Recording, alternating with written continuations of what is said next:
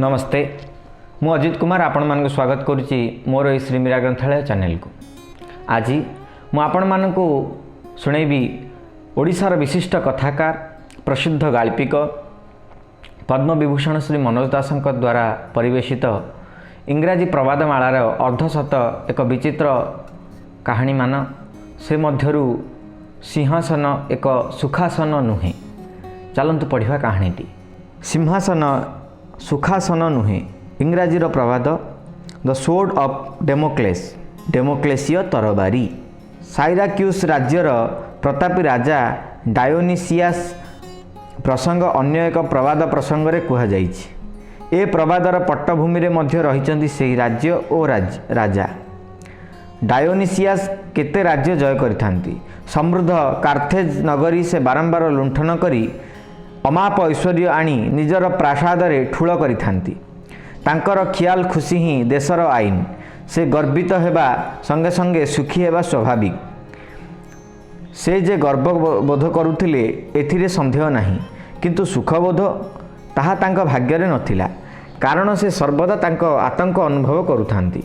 से केते लोकंकु सर्वस्वंत करिसंती, हत्या करिसंती। सेमानक बंधु बा आत्मीय माने तांकु हत्या करिवार षडयंत्र करुनथिबे तो।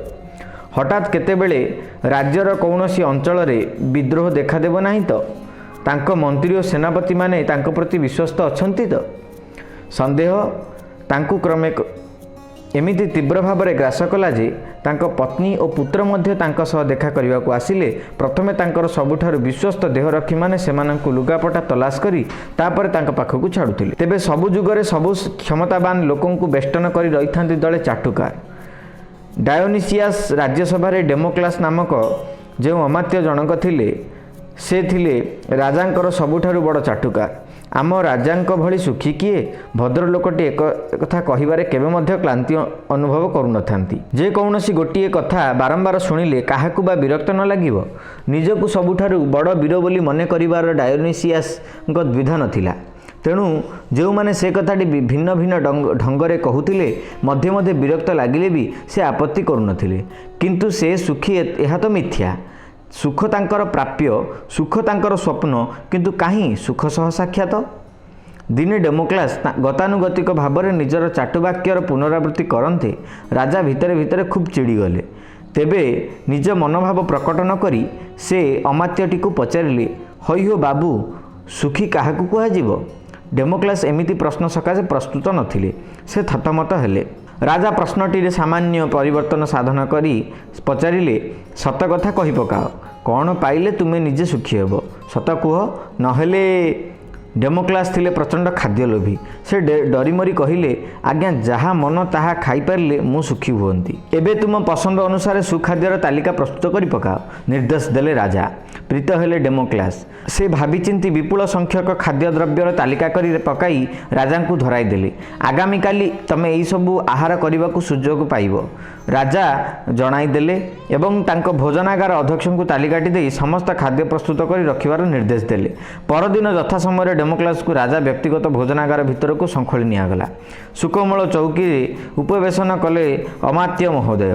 तांको सम्मुखस्थ मेज उपरे परसी दियागला से प्रस्तुत करथिबा तालिकार अंतर्भुक्त जावतीय सुखाद्य। से सबु भितरे रहिथिला केते दुर्मूल्य एवं विरल पदार्थ। अमात्य से सबुर नाम शुणिथिले मात्र राजा और विपुल वित्तशाली मानक भाग्य से सबु जुटे। से प्रथमे किछि समय खाली से सबु निरीक्षण कले। से उल्लसित यथार्थ भावे से सबु उपभोग करिबा लालसारे से दिन जमारू किछि खियापिया करनथिले। जेते पारिबो खाओ, जेते समय लागिबो लागू, चिंता नाही, किंतु गोटाए कथा खिया पिया शेष करिबा पूर्वरु चौकी छाड़ी पारिबो नाही, राजा जणाई देले। से कथा कहिबाकू पड़िबो। मु केउ दुखरे चौकी छाड़ीबी आज्ञा। विधातांकु धन्यवाद, से मते प्रचुर क्षुधा एवं हजम शक्ति देइचंती। किंतु से दुई सुगुण प्रति न्याय देबार सुजोग आज जाए पाई नथिली। आज आपणक दयारु पाईगली। डेमोक्लास कृत्यकृत्य होई कहिले, हौ एथर आरंभ कर, राजा निर्देश देले। यथा आज्ञा कही डेमोक्लास तांक जीवनर से महासुखकर मुहूर्तर सद्व्यवहार आरंभ कले। सामान्य पवन हुअन्ते हठात मुंड उपरे कौनसी चीज चकचक करी उठिला बोली तांकर मने ହେଲା। ଉପରକୁ ମୁଣ୍ଡ ଟେକି ଅନାଇବାର ଆବଶ୍ୟକତା ନଥିଲା। सामना कांथरे खंजा होइतिला विशालकाय दर्पण से गोटिक उपर आखि पड़िजिबा मात्रे आतंकरे थरी उठिले अमात्य महाशय। तांको मुंड उपर झुलुची गोटाए विराटकाय प्रचंड दिशुथिबा ओजनिया खड्ग किए मात्र घोड़ा केश जोगे ताहा उपरिस्थ कड़ीकाठ सह संलग्न। जे कौनसीटी मुहूर्त ताहा जे छिड़ी जाई पारे, जे कौनसी मुहूर्त तांको मस्तक होई पारे विदीर्ण। मुहूर्तक भितर क्षुधार विलोप हैला। से खाद्य प्रदर्शनी जनित पुलक हैला आतंकरे परिणत। विकल भावरे से राजा को अनाइले। महाराज आपण को कौन कहिबा धन्यवाद देवी, जेतिकी खाइछि सेतिकिरे मो पेट पूरी गलानी, वर्तमान उठुची।